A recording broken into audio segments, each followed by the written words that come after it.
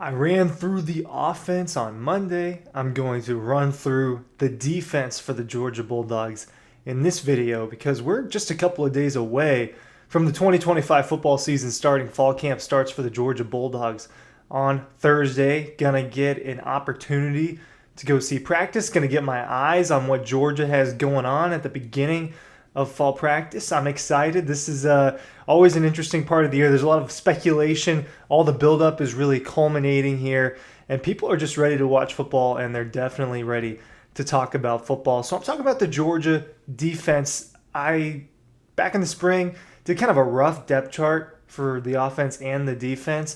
I'll pull up and let you guys actually get eyes on my rough depth chart for the defense back then. This is what we know, right? All that we've had since then has been SEC media days and social media stuff, right? Things that we're seeing on Instagram, TikTok, just workout videos. So I haven't really gotten to see or interact with the program too much the last couple of months. So there are plenty of questions on Wednesday. If you're paying attention, my video will be about questions heading into fall camp. So I won't waste any more time. Ryan Curley from Dawg Post talking about Georgia's defense. Dawgpost.com. Make sure you're checking that out because I will have a practice story up Thursday evening. Granted that they do honor what they told us in the email and will let me go see practice. So make sure you're checking out. There's going to be a lot of exclusive stuff over on Dawg Post this week. And of course, stick with us here. So on the defensive side of the ball, I'll go ahead and let's pull up there we go. There we go. Got it up there. So defensive line, right? Let's start at the front. We'll move our way back level by level. In the defensive front, what do we know about Georgia's defensive front? We know that Micah Williams is gone. We know that Warren Brinson, he's gone. We know that same thing with Tyranningham Dawkins and Nazir Stackhouse. This defensive line has been gutted of its primary starters from the 2024 season. So all of that is going to be much different this year.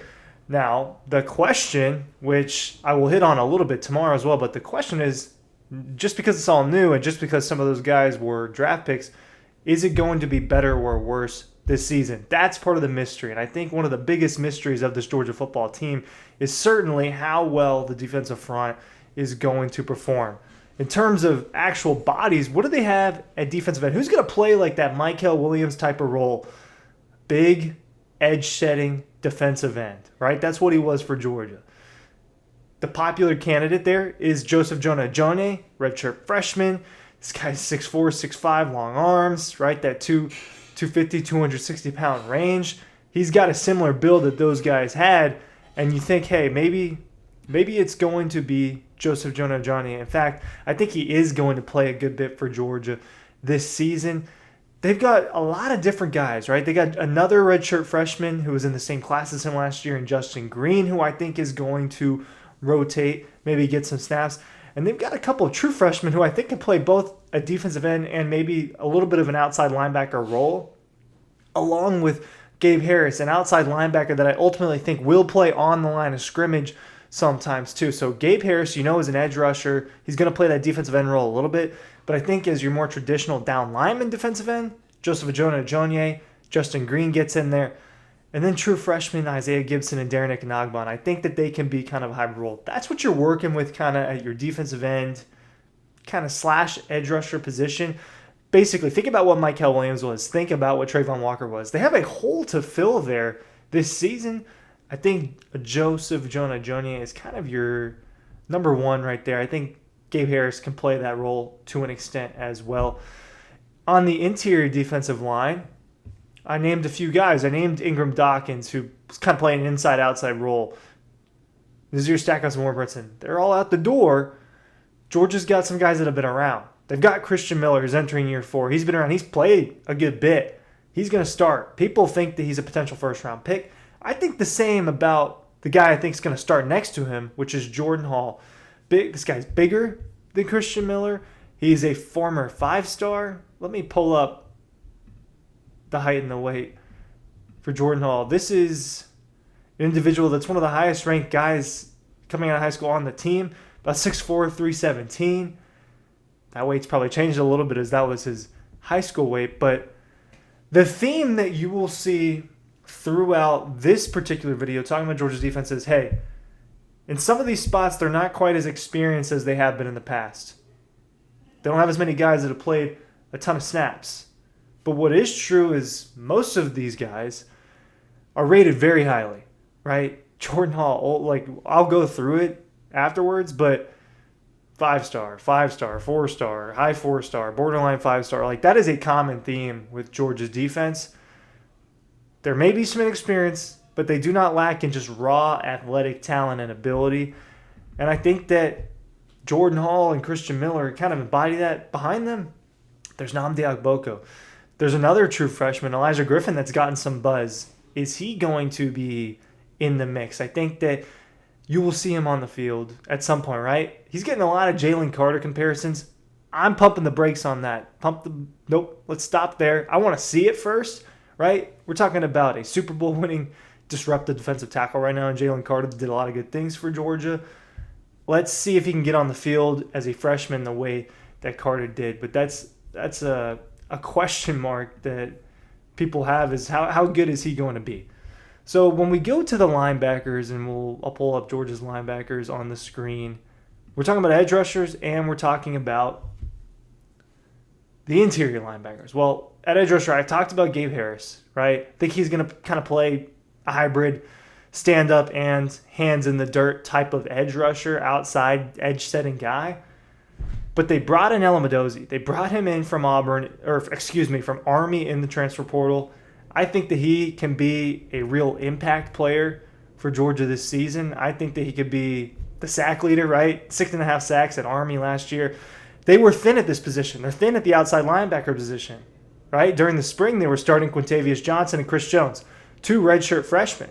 And they don't want that. They want to bring in a proven guy, a proven edge rusher that led his team in sacks and tackles for loss a season ago. I think that he's going to come in and start day one. That's my prediction. I'm not sure that that's a hot take. All right, it's just my take in general. I don't know how hot it is. I don't know if we're hot, cold on that. I think he's going to come in. I think he's going to start day one. I think he's going to be an impact player day one for Georgia. That's a personal take, but this is just what we know about Georgia. They brought him in for a reason. They brought him in because they're thin at the outside linebacker position, inexperienced. Now, these guys are rated high, right? 4 stars. They're pretty much 4 stars across the board at this spot, maybe one of their lower rated spots. It's definitely part of the mystery for Georgia. How will they get to the quarterback with these guys? Medozi's the most experienced. Gabe Harris is the most experienced for Georgia. Behind them, they don't have a ton of that, especially because Damon Wilson left in the portal. Inside linebacker, I'm only going to spend just a quick minute on this. This is arguably the best inside linebacker room in the sport. It's one of the best units in the sport. LSU, Texas, and Clemson, I've said this in the past, come to mind as other linebacker units that I think are really good. I don't know if any of them are as good as Georgia's. Between C.J. Allen, a Butkus watch list, I think Raylan Wilson, another guy that should be on that list, Chris Cole, and Justin Williams, their primary 4 on the inside, they are stacked. But that does not include the true freshmen, A.J. Krua and Zayden Walker, who looked pretty good at GD. It doesn't include the reserves that they've had for years. They are stacked at that inside linebacker position. We know that they are going to be good at that spot, and I think that they're going to perform really well. But when you move back into the secondary, what do we know? We know Dalen Everett's a starter, and we know KJ Bolden's a starter. We know those things. But there's 3 other spots. Georgia plays a lot of nickel. They do some dime. They go with a heavy front package sometimes, where there's only 4 defensive backs. But a lot of the time, you'll see 5 defensive backs out there. So who are the 5? Who are the 3 if we know one corner spot's taken up by Dalen Everett and one is taken up by, a safety spot's taken up by KJ Bolden? Well, Daniel Harris is the leader in the clubhouse to be the other corner. But what do we know about the situation? We know that Ellis Robinson and DeMello Jones were competing with him during the spring. And Ellis Robinson's one of the highest rated players ever. Right? He's one of the highest ranked recruits of all time coming out of high school. Will he push for time? I think that you'll see a little bit of a rotation there at the beginning. It's one of my biggest questions is what does the secondary look like? And I'll talk about that in the video tomorrow.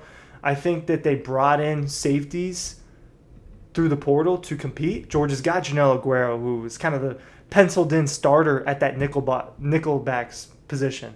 They got Corey Thomas, who's been around for 4 years now. He's penciled in at that strong safety spot. next to KJ Bolden. He's played for Georgia, right? He's gotten in there. He's rotated. But they brought in 3 transfers. I think they're going to compete. Adrian Maddox from UAB, Jaden Harris from Miami, and Zion Branch from USC. They're going to be competing with Aguero and Thomas. And that's one of my biggest questions for this fall camp that I'm really excited to get to, because football is back, right? This is what we know about the defense.